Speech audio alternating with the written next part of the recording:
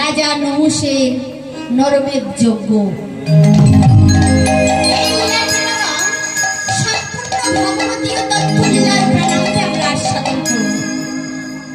কিভাবে নহুষ অভিশপ্ত হলেন এবং কেনই বা রাজা যাযাকে যজ্ঞ করেছিলেন, তাহলে মা এসব নিগুড় তত্ত্ব জানবার জন্য আমাদের সর্বপ্রথম প্রবেশ করতে হবে স্বর্গধামে। তাহলে আসুন মনোরথে একসাথে উলুধ্বনি হরিধ্বনি সহকারে বদনে কৃষ্ণ নাম বলতে বলতে প্রবেশ করব স্বর্গধামে। হরে মুরারি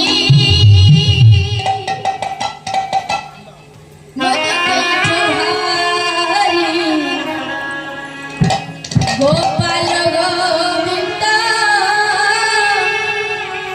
মুকুন্দ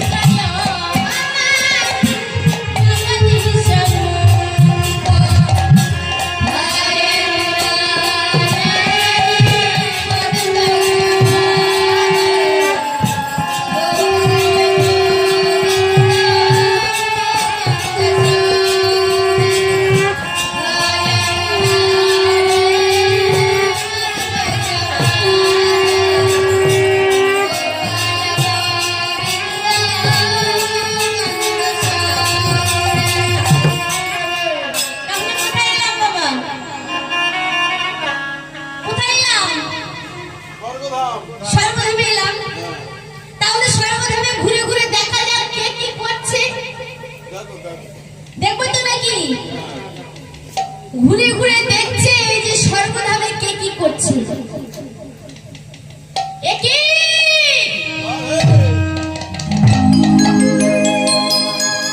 ইন্দ্রের স্ত্রী শচী দেবী শ্রী গোবিন্দের চরণ ধরে কাঁদছে। কেন কাঁদছেন জানেন? স্বর্গের রাজা ইন্দ্র তার কুকীর্তির সীমা সংখ্যা নাই। গুরুপত্নী হরণ, বেত্রাসুর বধ আর বহু বহু ঘটনা তিনি ঘটিয়েছিলেন। কিন্তু বাবা বেত্রাসুর বধ করে ব্রহ্ম শাপের অধিকারী হয়েছিলেন। তাই তিনি মানস সরোবরে পদ্ম তনুর মধ্যে আত্মগোপন করেছে। তাই তার সিংহাসনটি খালি পড়ে আছে।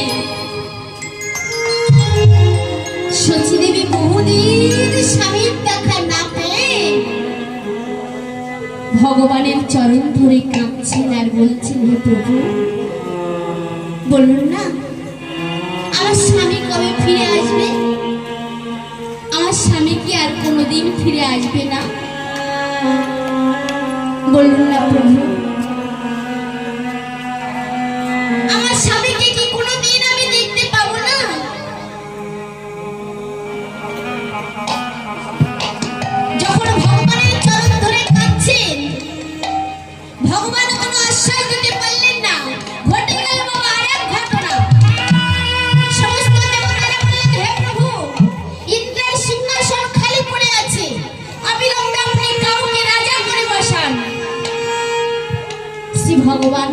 দেখুন দেবতাগণ, আমি একজনকে জানি মর্তধামে, তার নাম হচ্ছে রাজা নহুষ।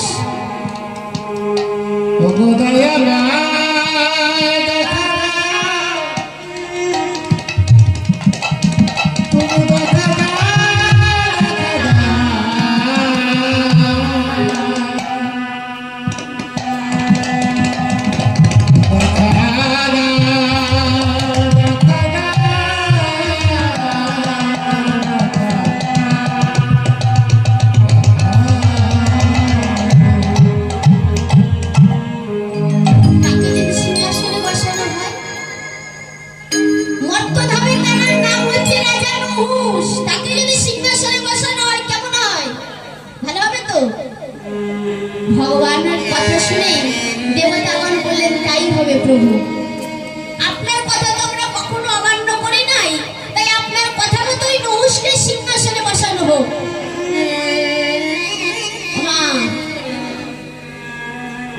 সিদ্ধান্ত হয়ে গেল, তাহলে নহুষরা সিংহাসনে বসবে কি? যে কোনো সিংহাসন, ইন্দ্রলোকের ইন্দ্র সিংহাসন। তাহলে মায়েরা উলুধ্বনি সঙ্গে ধ্বনি করুন, নহুষরা সিংহাসনে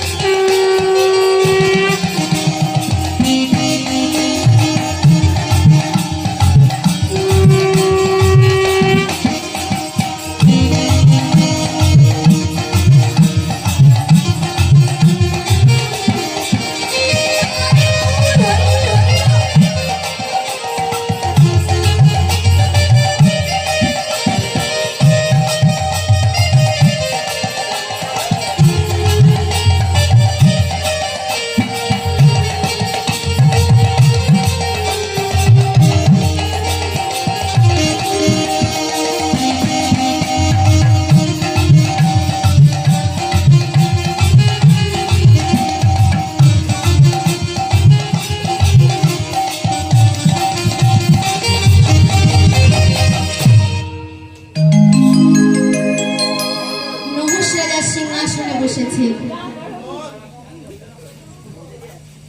নহুষরা যখন সিংহাসনে বসে গেলেন, ভগবানের কাছে এলেন, এসে বলছে প্রভু আমার প্রণাম গ্রহণ করুন। নহুষ, তুমি কি সিংহাসন পেয়ে আনন্দিত? হ্যাঁ প্রভু, আমি সিংহাসন পেয়ে খুব আনন্দিত, কিন্তু প্রভু আমার মনে একটা বাসনা ছিল। কি তোমার মনের বাসনা বলো নহুষ? প্রভু আমি মর্তের মানব হয়ে ইন্দ্রলোকের সিংহাসন গ্রহণ করেছি, সে শুধু আপনার কৃপায়। কিন্তু প্রভু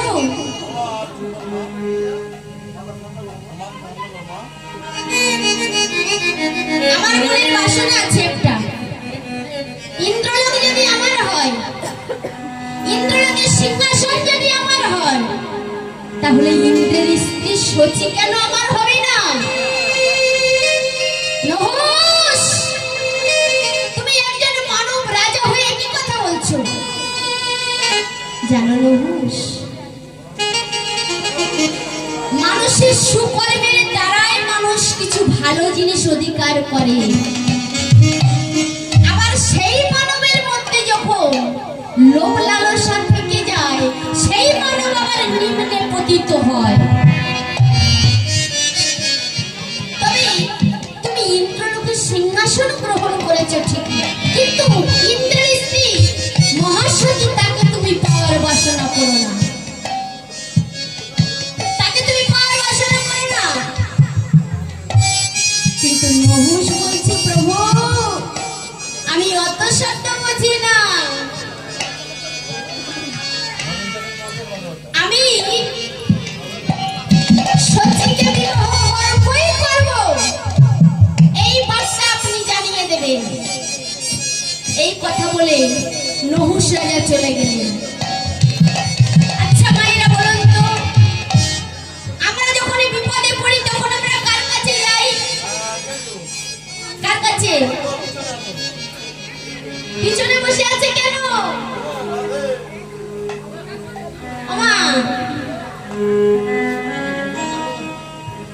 যখন আমরা সবাই বিপদে পড়ি, খুব যখন বিপদে পড়ে যাই, তখন আমরা ভগবানের কাছে যাই।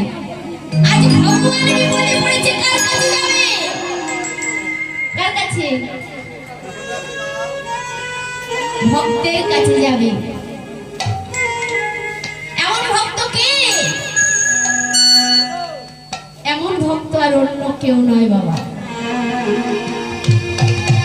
সে ভক্ত হলো সচি দেবী। সচিকে ডাকা হলো, আনন্দে আত্মহারা হয়ে সচি ভগবানের চরণতলে এসে আছড়ে পড়লেন। আমি কৃষ্ণ চরণ সার করেছি।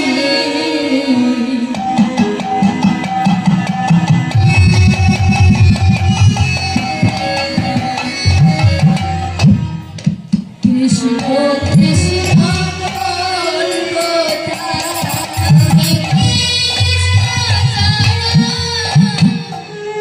সার করেছি। কৃষ্ণ কৃষ্ণ বলবো তাই, আমি কৃষ্ণ চরণ সার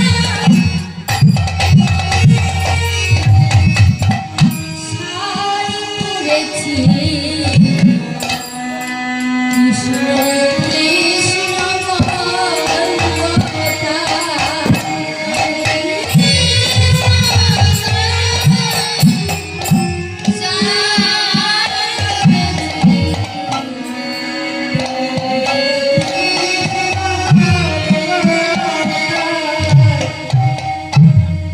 কৃষ্ণ আমার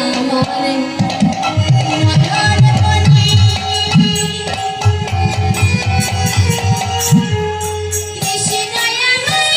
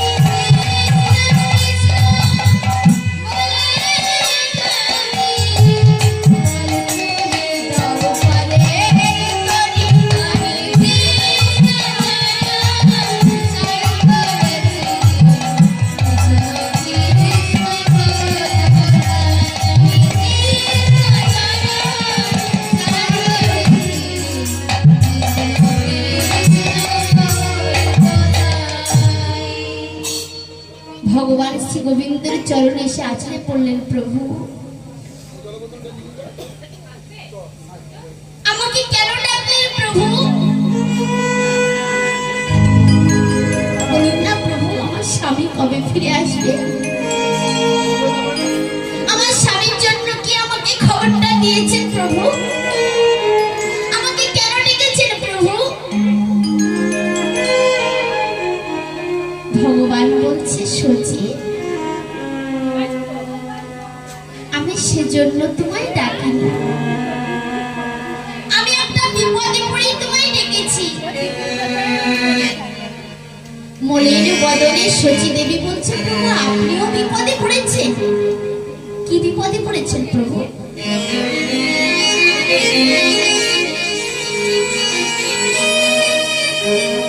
ভগবান শ্রী গোবিন্দ বলছে, সচি আমি কি বিপদে পড়েছি জানো? আমি যে বিপদে পড়েছি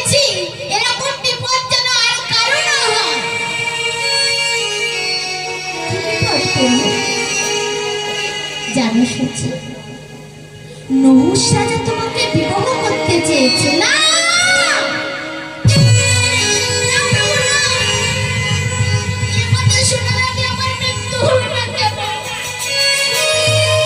আমি যে প্রতিব্রত সত্যি, নহুষকে বিবাহ করার আগেই যেন আমার মৃত্যু হয়ে যায়। এ কথা আমায় কেন শোনালেন প্রভু? শোনার আগে আমার মৃত্যু হলো না কেন?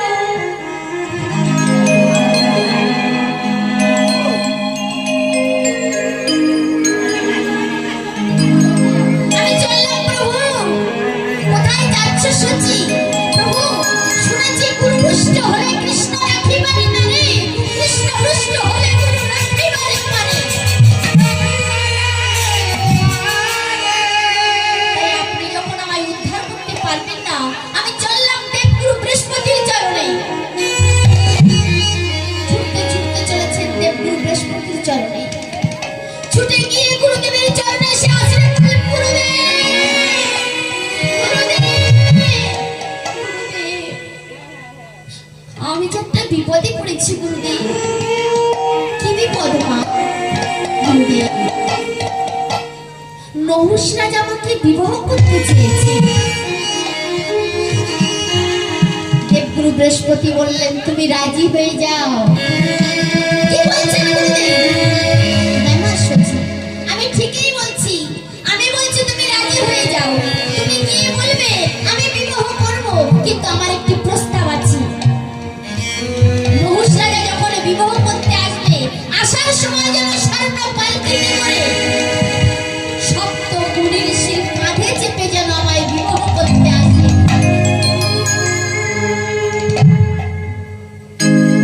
এই প্রস্তাব তুমি রাখবে। মা সচি দেবী ছুটতে ছুটতে চলেছেন ভগবান শ্রী গোবিন্দের কাছে। প্রভু, প্রভু, আমি বিবাহ করব, কিন্তু আমার একটি প্রস্তাব আছে। নহুষ রাজা যখন বিবাহ করতে আসবে, আসার সময় যেন স্বর্ণ পালকিতে করে এবং সপ্ত মুনি ঋষির কাঁধে চেপে যেন আমায় বিবাহ করতে আসে। তাই হবে সচি, তাই হবে। মা, সেই শুভ দিন এসে গেছে, সেই শুভ দিন এসে গেছে। নহুষ রাজা বিবাহ করতে চলেছে।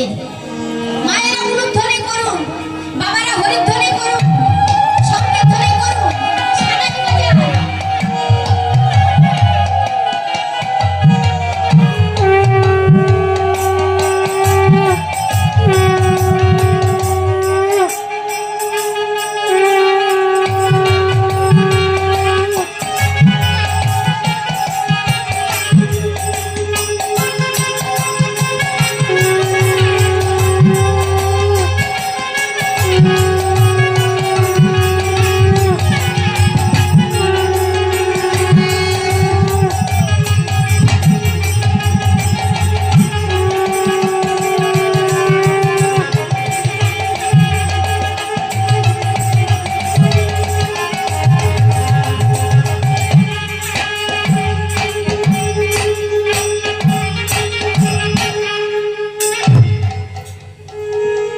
নহুষ রাজা বিবাহ করতে চলেছে।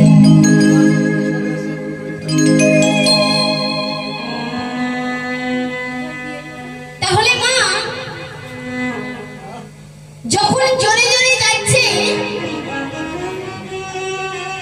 নহুষ রাজা সপ্ত মুনি ঋষিগণকে বলছে, আরো তাড়াতাড়ি জোরে পা চালান, আরো জোরে চালান, আরো জোরে চালান।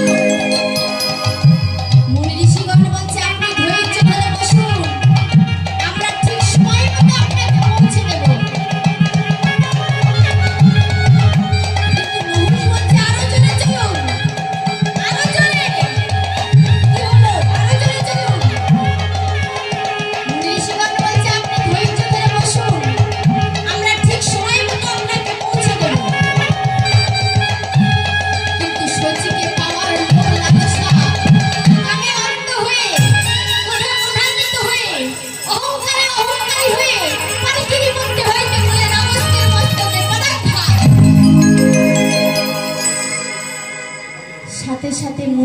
অজগর পালকি নামিয়ে রাখলেন।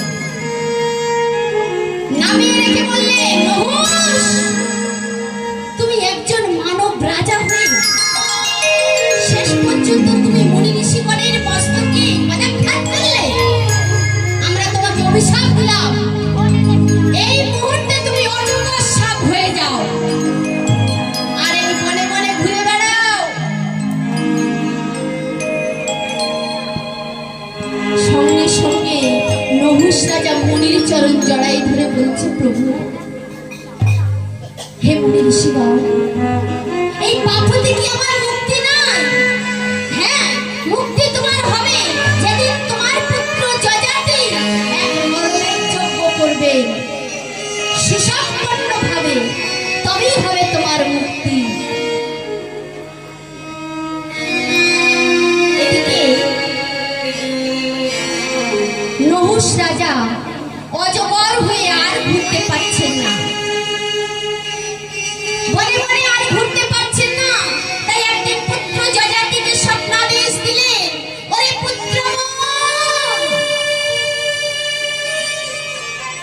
আমি যে অজগর হয়ে বনে বনে আর ঘুরতে পারছি না বাবা, তুই আমার মুক্তির জন্য একটা নরমের যজ্ঞের আয়োজন কর। তুই যদি আমার জন্য নরমের যজ্ঞ করতে পারিস তাহলে যে আমার মুক্তি হয়ে যাবে। তুই আমায় মুক্তি দে বাবা, তুই আমায় মুক্তি দে। এই কথা শুনে রাজা যজাতি ছুটতে ছুটতে চলেছেন দেবগুরু বৃহস্পতির চরণে। গুরুদেব,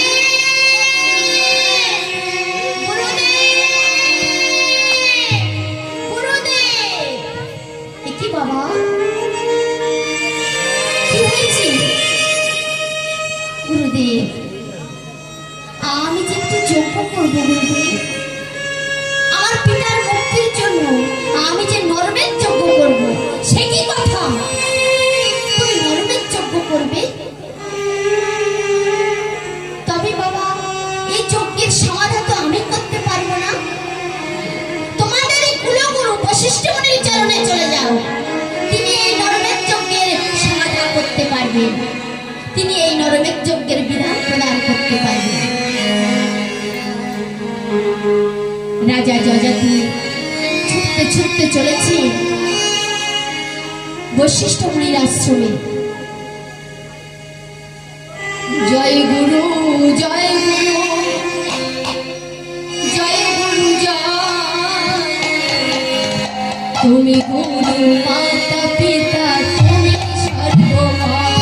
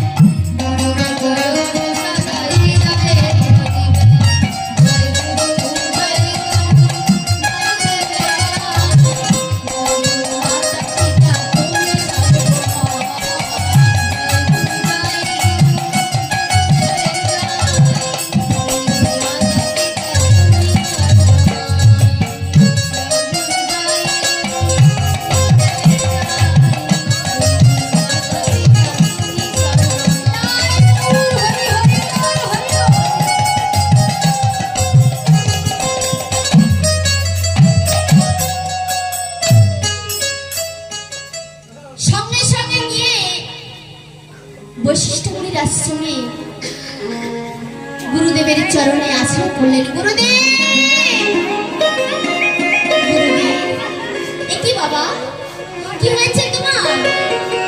গুরুদেব, আমি যে একটি যজ্ঞ করব, আমি যে নরমের যজ্ঞ করব। সে কি বাবা, তুমি নরমের যজ্ঞ করবে? কিন্তু তুমি যে সর্বদা প্রজাদের মঙ্গল কামনা করো,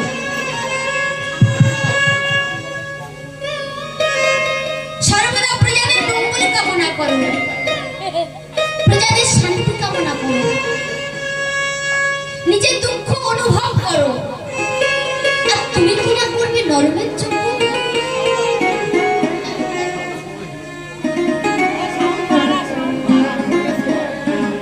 তুমি সর্বদা প্রজাদের মঙ্গল কামনা করো, আর তুমি কিনা করবে নরমের যজ্ঞ?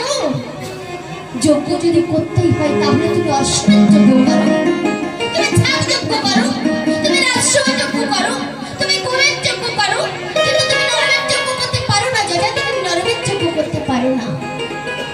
কিন্তু গুরুদেব,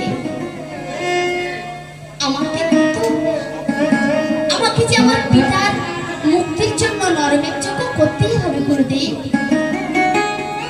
গুরুদেব, আপনি আমায় আদেশ দিন, আমি যে নরমের যজ্ঞ করব।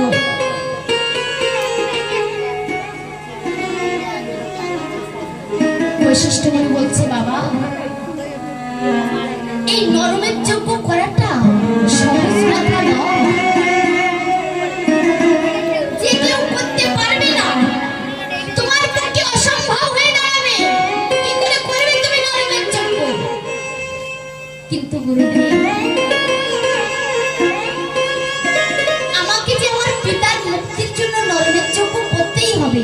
বলুন না, কি লেখা আছে বিধানে? আপনি বিধান পাঠ করুন, কি লেখা আছে বিধানে? বারবার বলার সত্ত্বেও তখন গুরুদেব বৈশিষ্ট্যমণি বিধান পাঠ করতে লাগলেন।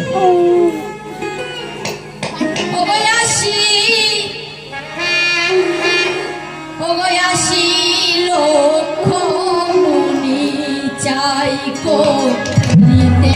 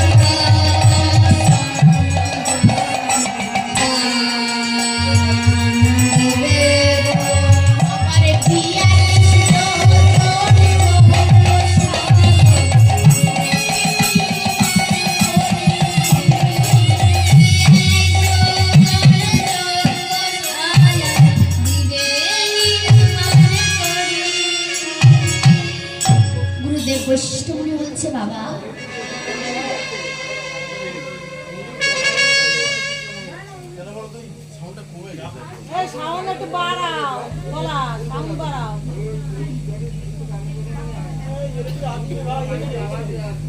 গেল কোথায় ও? লোড নিচ্ছে না, লোড নিচ্ছে না। বলো বলো বলো। শোনো বাবা, অপর কেউ হলে হয়তো পারতো, তোমার পক্ষে অসম্ভব হয়ে দাঁড়াবে। কি করে করবে তুমি নরমের যোগ্য? গুরুদেব, আর কি কিছু লেখা আছে বিধানে? বলুন না, আর কি লেখা আছে বিধানে? পিতার জন্য শেষ পর্যন্ত যদি আমার জীবনও দিতে হয় তাও আমি দেব, কিন্তু বলুন না, আর কি লেখা আছে বিধানে?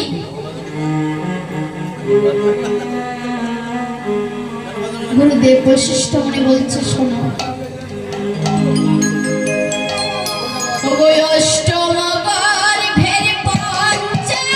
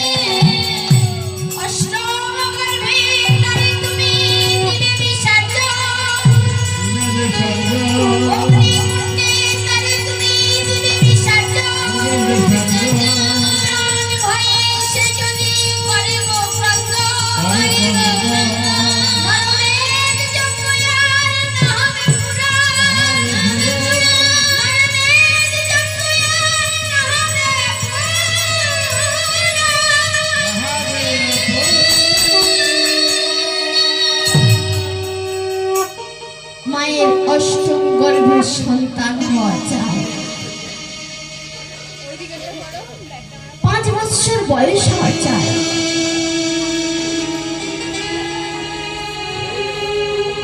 ব্রাহ্মণ ঘরে জন্মগ্রহণ করা চায়, গৌর বর্ণ হলে চলবে না, গায়ের রং হতে হবে কৃষ্ণ বর্ণ, সর্বদা সে কৃষ্ণ নামে মেতে থাকবে। এমনি বহুগুলো সম্পূর্ণ শিশুর প্রয়োজন। শোনো না, যা আগুনে পুড়িবার সময় শিশু যদি জ্বালা যন্ত্রণায় ক্রন্দন করে ওঠে,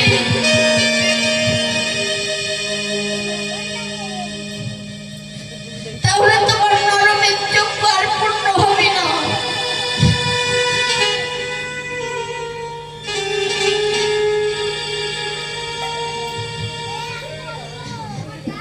সেই শিশু সর্বহীন তোমার নিজ হস্তে ঘৃত মর্দন করতে হবে। ঘৃত মর্দন করে সেই শিশুকে তোমার নিজ হস্তে অগ্নিকুণ্ডে নিক্ষেপ করতে হবে। আগুনে পরিবারের সময় শিশু যদি জ্বালা যন্ত্রণায় ক্রন্দন করে ওঠে, তাহলে তোমার নরমের যজ্ঞ আর পূর্ণ হবে না।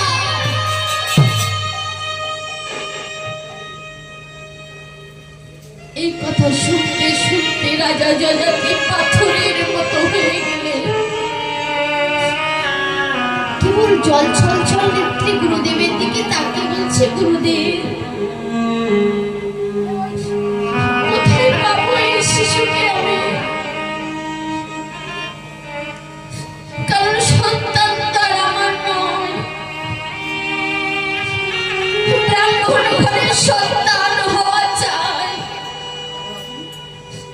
আর কোন মা কি তার সন্তানকে আগুনে পরিবার জন্য আমার হাতে তুলে দেবে? আমি আর চিন্তা করতে পারছি না গুরুদেব,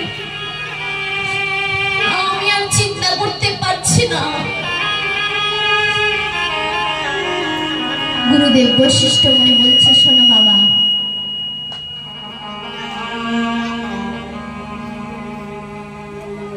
এই যজ্ঞ করতে গেলে তোমাকে একটা গ্রহিত কর্ম করতে হবে। তবে হ্যাঁ, গ্রহিত হলেও এতে তোমার কোনো পাপ হবে না।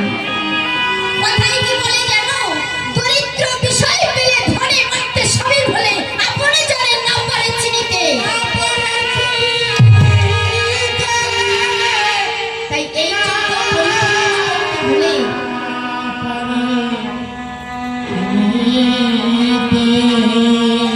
এই যজ্ঞ পরিপূর্ণ করতে হলে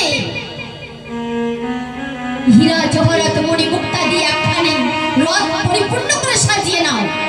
সেই রথ পূর্ণ অর্থের বিনিময়ে বিধান মতে যজ্ঞাহুতির জন্য শিশু সন্তান ক্রয় করে আনবে।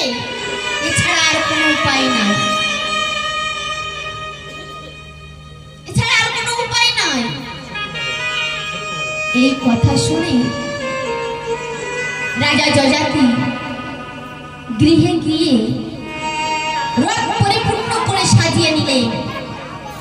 সারথীকে ডেকে বললেন, সারথী, এই রথ পূর্ণ অর্থের বিনিময়ে বিধান মতে যজ্ঞাহুতির জন্য শিশু সন্তান ক্রয় করে আনবে। এছাড়া আর অন্য কোনো উপায় নাই। সারথীকে আদেশ দিয়ে দিলেন। সারথী আমার সেই আদেশ শুনে রথ নিয়ে চলেছেন শিশু সন্তান ক্রয় করতে। ওগো শ্রীহরি শ্রীহরি বলি শুভ যাত্রা কইল, শ্রীহরি শ্রীহরি বলি শুভ যাত্রা কইল, শ্রীহরি শ্রীহরি বলি শুভ যাত্রা কইল। নানাতে সন্তানের ঘুরিতে লাগিল, নানাতে সন্তানের ঘুরিতে লাগিল, নানাতে সন্তানের ঘুরিতে লাগিল।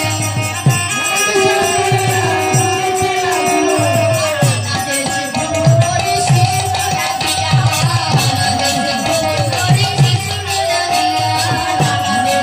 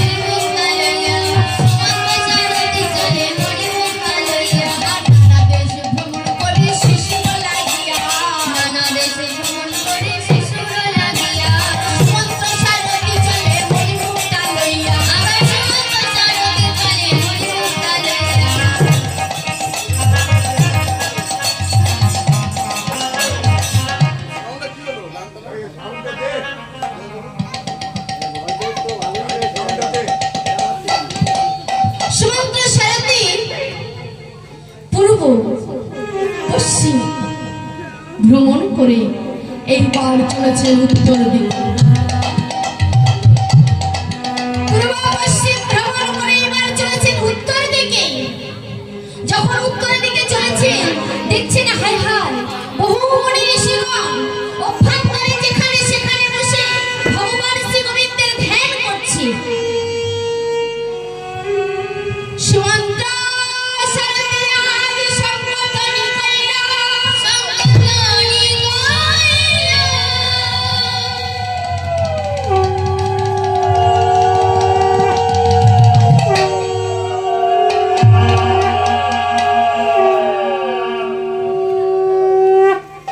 মুনি ঋষি জগৎ ভাইয়া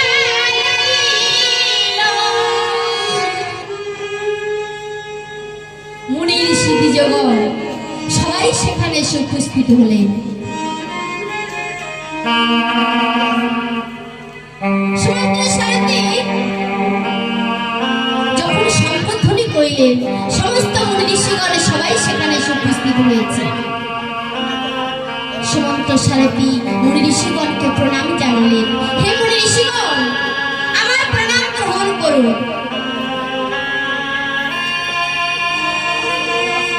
আমাদের মহারাজ যজাতি তার পিতার মুক্তির জন্য এক নরমের যজ্ঞের আয়োজন করেছেন।